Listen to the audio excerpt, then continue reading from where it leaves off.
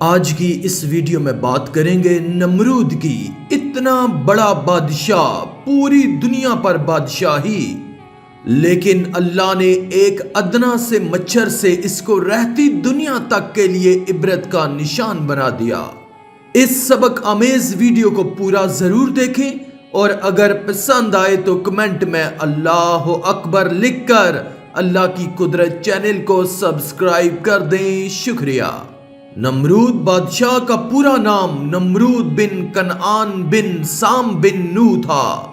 اس کا پایہ تخت بابل تھا۔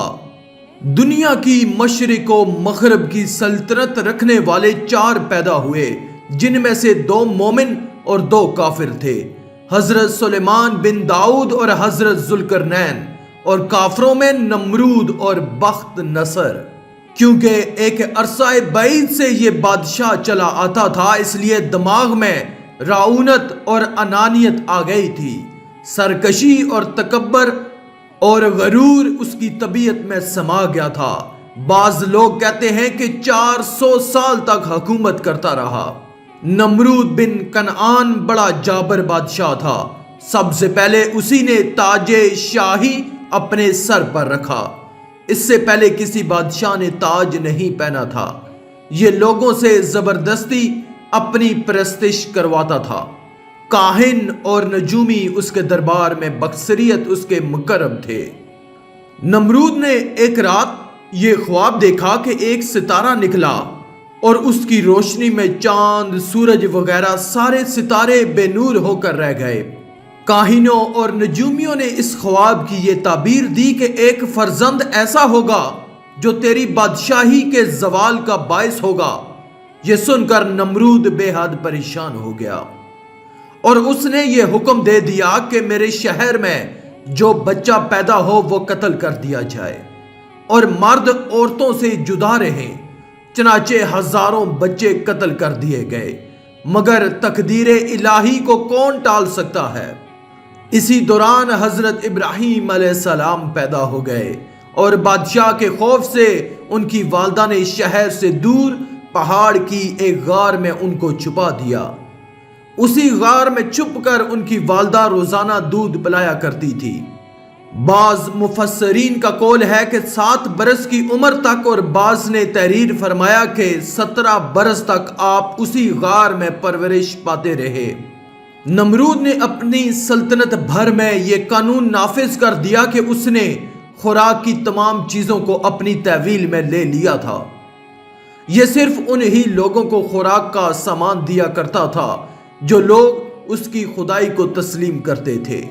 چنانچہ ایک مرتبہ حضرت ابراہیم علیہ السلام اس کے دربار میں غلہ لینے کے لیے تشریف لے گئے، تو اس خبیث نے کہا کہ پہلے تم مجھ کو اپنا خدا تسلیم کرو، جبھی میں تم کو غلہ دوں گا۔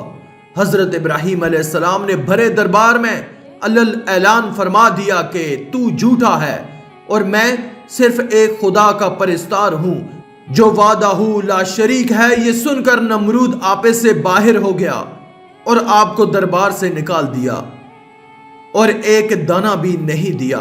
آپ اور آپ کی چند متبعین جو مومن تھے بھوک کی شدت سے پریشان ہو کر جاں بلب ہو گئے۔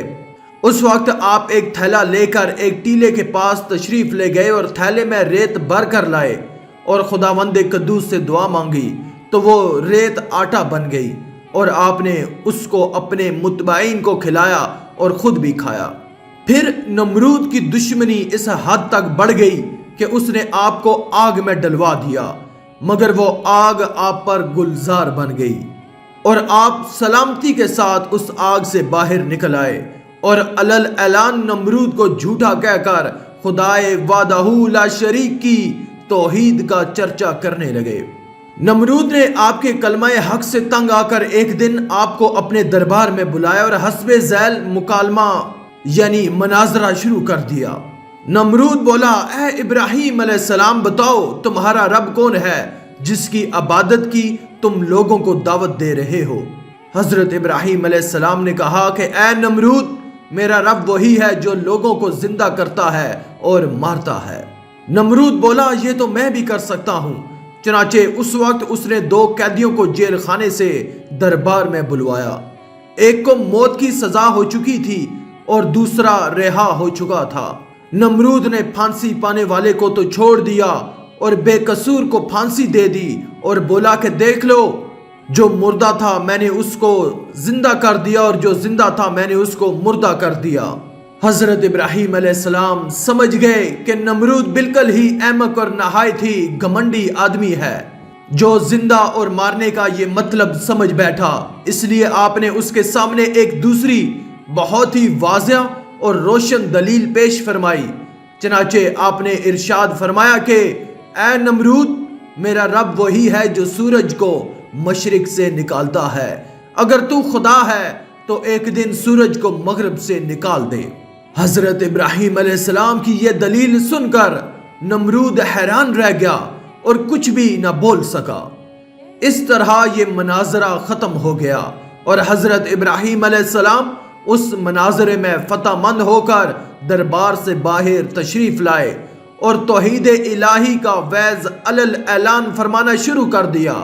قرآن مجید نے اس مناظرے کی روداد ان لفظوں میں بیان فرمائی کہ جس کا ترجمہ ہے کہ اے محبوب، کیا تم نے نہ دیکھا تھا اسے جو ابراہیم سے جھگڑا اس کے رب کے بارے میں، اس پر کہ اللہ نے اسے بادشاہی دی، جبکہ ابراہیم نے کہا کہ میرا رب وہ ہے کہ جلاتا اور مارتا ہے۔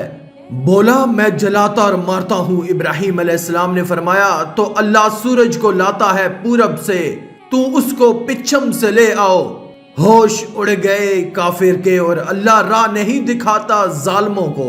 ایک قول ہے کہ اس ناہنجار بادشاہ کے پاس اللہ نے ایک فرشتہ بھیجا، اس نے آ کر اسے توحید کی دعوت دی لیکن اس نے قبول نہ کی، دوبارہ دعوت دی لیکن انکار کیا، تیسری مرتبہ اللہ کی طرف بلایا لیکن پھر بھی یہ منکر ہی رہا۔ اس بار بار کے انکار کے بعد فرشتے نے اس سے کہا اچھا تو اپنا لشکر تیار کر، میں بھی اپنا لشکر لے آتا ہوں۔ نمرود نے بڑا بھاری لشکر تیار کیا اور زبردست فوج کو لے کر سورج نکلنے کے میدان میں آ پہنچا۔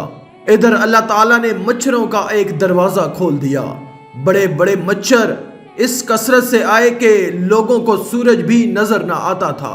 اللہ کی یہ فوج نمرودیوں پر گری اور تھوڑی دیر میں ان کا خون تو کیا، ان کا گوشت پوست سب کھا گئی اور سارے کے سارے یہیں ہلاک ہو گئے، ہڈیوں کا ڈھانچہ باقی رہ گیا۔ انہی مچھروں میں سے ایک نمرود کے نتھنے میں گھس گیا اور 400 سال تک اس کا دماغ چاٹتا رہا۔ ایسے عذاب میں وہ رہا کہ اس سے موت ہزاروں درجے بہتر تھی۔ اپنا سر دیواروں اور پتھروں پر مارتا پھرتا تھا، ہتھوڑوں سے کھجلواتا تھا اور اپنے سر پر جوتے مرواتا تھا تاکہ کچھ دیر اس کو چین آ جائے۔ یوں ہی رینگ رینگ کر بدنصیب نے ہلاکت پائی۔ آخر میں اللہ سے دعا ہے کہ اللہ ہمیں نیک اعمال کرنے اور برائی سے بچنے اور بچانے کی توفیق عطا فرمائے، آمین یا رب العالمین۔ آج کی اس ویڈیو میں تھا بس اتنا ہی۔ مزید اسلامی ویڈیوز حاصل کرنے کے لیے اللہ کی قدرت چینل کو سبسکرائب کر دیں اور ساتھ میں موجود بیل کے آئیکن کو دبا کر آل پر کلک کر دیں۔ شکریہ۔